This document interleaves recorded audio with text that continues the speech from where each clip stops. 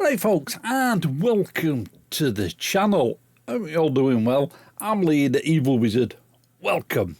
Now, I'm going to discuss a couple of little things in this video. This wasn't a video I was planning to do. Things have cropped up in the last week or two. Anyway, first of all, there's some big news on Ugritone. In fact, both these to do with Ugritone. And another was a question about Ugritone drums. So let's get into it.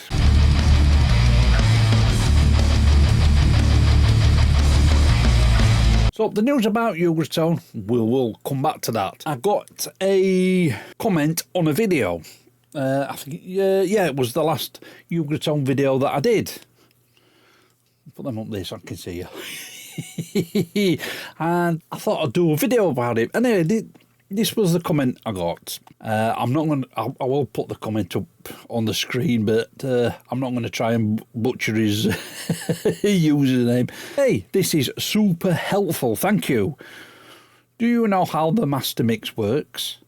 In particular, I can't seem to get the effects like reverb and saturation to do anything.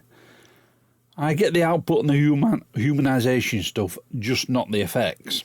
So I tried to explain a little bit in a reply to him, but it's not always easy trying to type things out. So I said I'd do a little video. So here we are. So let's dive down into Studio One and take a look. So we're in Studio One. We're going to be using the track that I did for the last Ugritone video, that sort of black metal-y thing. As you can see, I've got the drums laid out in the multi outputs, and here's the reverb channel. As you see, I'm not using it.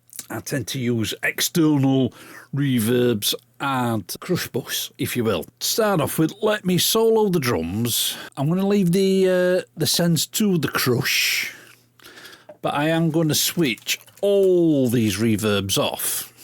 We will, not that, yeah, that fader. We will bring that fader up. So when you're in the actual VST itself, to bring the effects window up, you click those squares there, and then there's a tab under effects. And if you see, you've got effect sends on all the channels. If you go to the master, there's your reverb, your saturation and your delay, and as you can see, I've got that set to channel 16. Let me just make that a bit smaller so you'll be able to see that channel. You can actually solo that. So at the minute I think there's only the cymbals going through.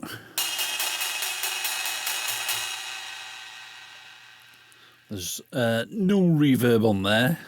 It's just the saturation. As you can hear, it is quite saturated. So to start with, I'm going to turn that down. We have just got the cymbals down. Normally I wouldn't put cymbals through saturation and that, but I will leave some in and we'll just turn those down a little bit. Before we start messing with any dials on here, I'm going to start adding the snares and toms in.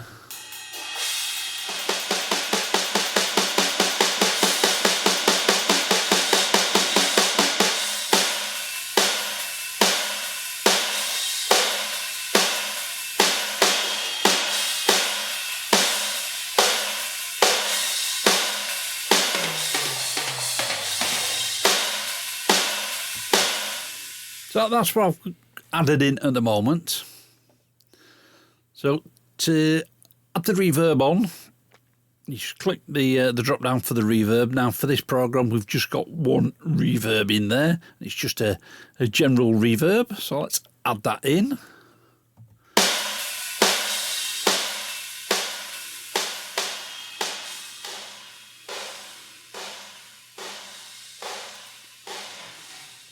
As you can hear, it does sort of turn the volume down a touch, but we can sort that out in a minute. Next, I'll just add a low pass filter. Now you can do this with EQ.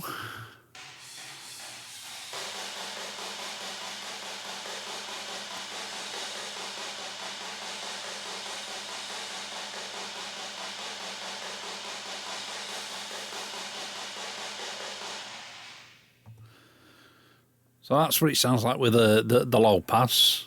And like I say, you can actually do the same with an EQ.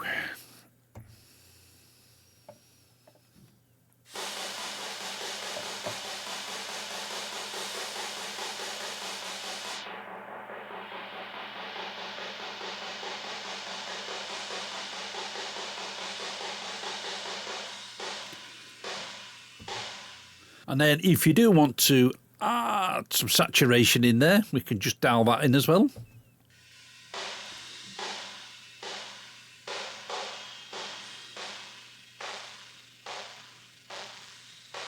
You can really obliterate it or just dial it into taste.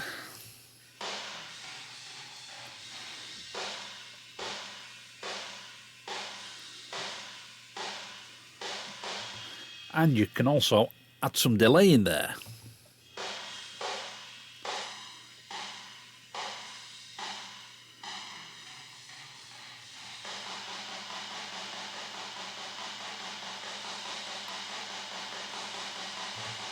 But there are all sorts of different saturations in there. Let's try a different one.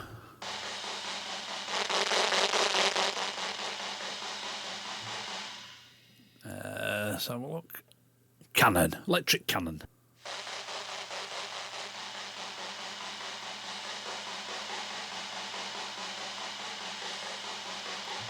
Yeah, we'll just have a tiny amount of that electric cannon.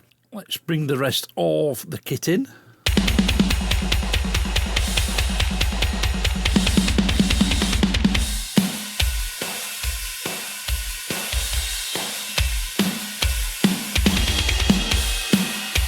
And then you can just dial that into taste.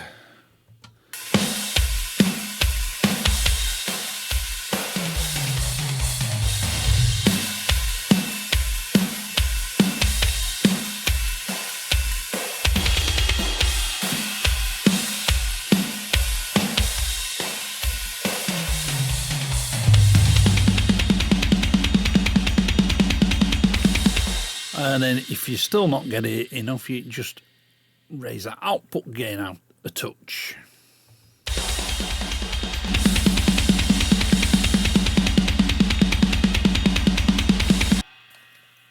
So that's how you dial the effects into Ugritone drums. Now the big news for Ugritone. Now this only came out a few days ago, but Ugritone has been saved.